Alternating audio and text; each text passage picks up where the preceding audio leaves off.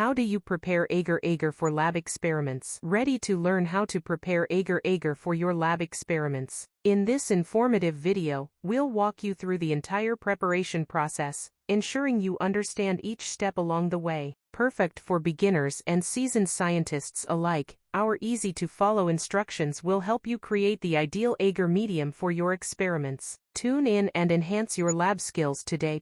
Science education.